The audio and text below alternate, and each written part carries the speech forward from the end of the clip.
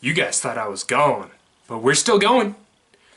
Anyway, let us begin day 7 of the Bible in a Year challenge. I realize I haven't posted in a couple of days, and that's because of Christmas and all the hecticness that was. Hopefully, though, we can continue on. So today we're going to be in chapter 21, and we're going to be on verse 22. I highly recommend that you open up your Bibles if you have them, or you can go to BibleGateway.com and just type in Genesis chapter 21, verse 22. At that time, Abimelech and Phicol, the commander of his forces, said to Abraham, God is with you in everything you do. Now swear to me here before God that you will not deal falsely with me or my children or my descendants. Show to me and the country where you now reside as a foreigner the same kindness I have shown to you. Abraham said, I swear it. Then Abraham complained to Abimelech about a well of water that Abimelech's servants had seized. But Abimelech said, I don't know who has done this. You did not tell me, and I heard about it only today. So Abraham brought sheep and cattle and gave them to Abimelech, and the two men made a treaty. Abraham set apart 7 ewe lambs from the flock. And Abimelech asked Abraham, what is the meaning of these 7 ewe lambs you have set apart by themselves? He replied, accept these 7 lambs from my hand as a witness that I dug this well. So that place was called Beersheba, because the 2 men swore an oath there. After the treaty had been made at Beersheba, Abimelech and Phicol, the commander of his forces, returned to the land of the Philistines. Abraham planted a tamarisk tree in Beersheba, and there he called on the name of the Lord, the eternal God. And Abraham stayed in the land of the Philistines for a long time. Moving on to Genesis chapter 22. Sometime later, God tested Abraham. He said to him, Abraham. Here I am, he replied. Then God said, take your son, your only son, whom you love, Isaac, and go to the region of Moriah. Sacrifice him there as a burnt offering on a mountain I will show you. Early the next morning, Abraham got up and loaded his donkey. He took with him 2 of his servants and his son Isaac. When he had cut enough wood for the burnt offering, he set out for the place God had told him about. On the 3rd day, Abraham looked up and saw the place in the distance. He said to his servants, stay here with the donkey while I and the boy go over there. We will worship, and then we will come back. Pardon me. And then we will come back to you. Abraham took the wood for the burnt offering and placed it on his son Isaac, and he himself carried the fire and the knife. As the 2 of them went on together, Isaac spoke up and said to his father Abraham, Father? Yes, my son, Abraham replied. The fire and the wood are here, Isaac said, but where is the lamb for the burnt offering? Abraham answered, God himself will provide the lamb for the burnt offering, my son. And the 2 of them went on together. When they reached the place God had told him about, Abraham built an altar there and arranged the wood on it. He bound his son Isaac and laid him on the altar on top of the wood. Then he reached out his hand and took the knife to slay his son. But the angel of the Lord called out to him from heaven, Abraham! Abraham! Here I am, he replied. Do not lay a hand on the boy, he said. Do not do anything to him. Now I know that you fear God, because you have not withheld from me your son, your only son. Abraham looked up, and there in a thicket he saw a ram, caught by its horns. He went over and took the ram and sacrificed it as the burnt offering instead of his son Isaac. So Abraham called that place the Lord will provide. And to this day it is said, on the mountain of the Lord it will be provided. The angel of the Lord called to Abraham from heaven a 2nd time and said, I swear by myself, declares the Lord, that because you have done this and have not withheld your son, your only son, I will surely bless you and make your descendants as numerous as the stars in the sky and as the sand on the seashore. Your descendants will take possession of the cities of their enemies, and through your offspring all nations on earth will be blessed because you have obeyed me. Then Abraham returned to his servants, and they set off together for Beersheba. And Abraham stayed in Beersheba.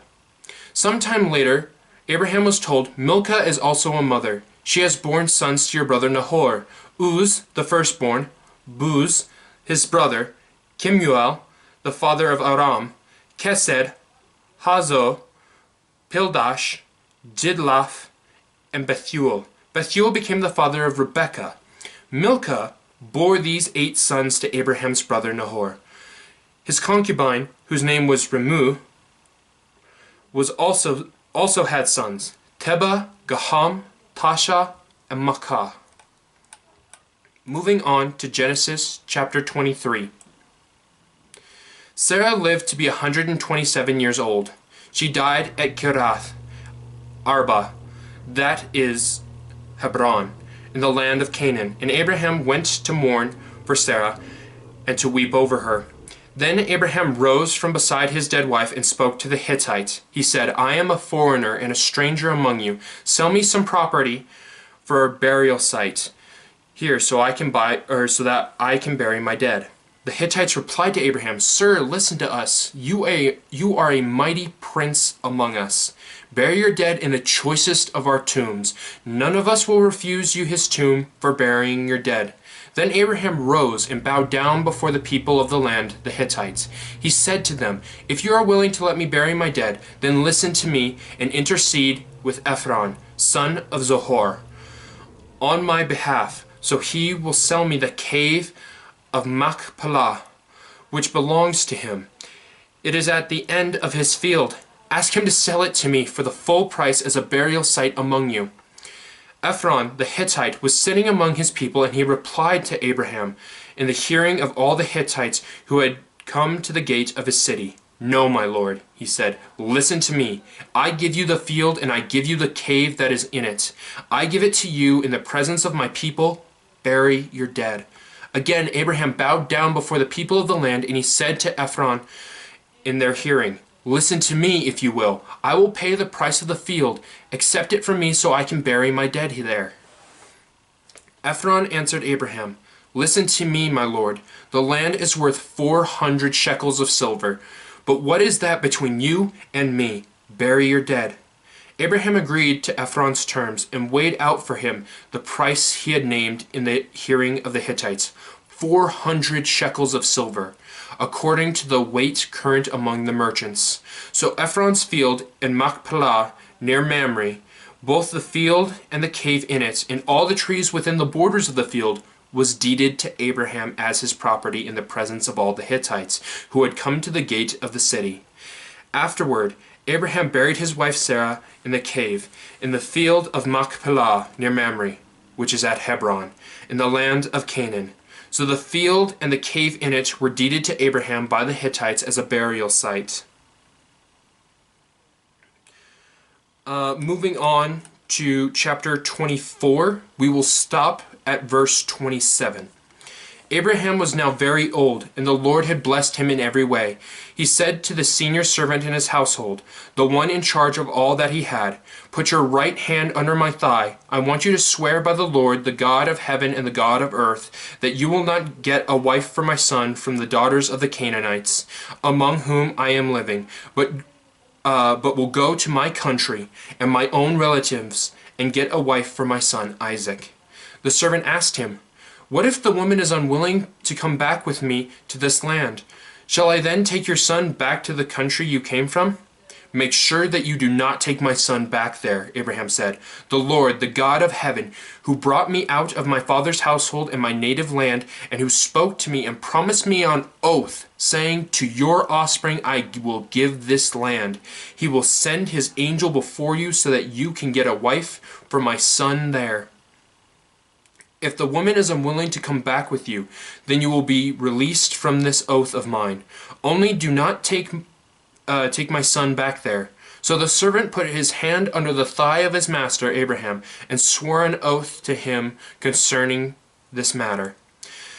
Then the servant left, taking with him 10 of his servants, camels loaded with all kinds of goods from his master. He set out for Aram Naharaim and made his way to the town of Nahor. He had the camels kneel down near the well outside the town.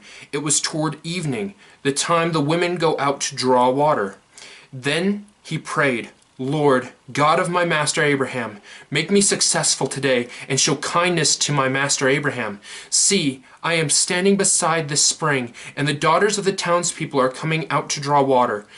May it be that when I say to a young woman, please let down your jar that I may drink, and she says, drink, and I'll water your camels too. Let her be the one you have chosen for your servant Isaac. By this, I will know that you have shown kindness to my master. Before he had even finished praying, Rebekah came out with her jar on her shoulder. She was the daughter of Bethuel, son of Milcah, who was the wife of Abraham's brother Nahor. The woman was very beautiful, a virgin. No man had yet ever slept with her. She went down to the spring, filled her jar, and came up again. The servant hurried to meet her and said, please give me a little water from your jar. Drink, my lord, she said, and quickly lowered the jar to her hands and gave him a drink.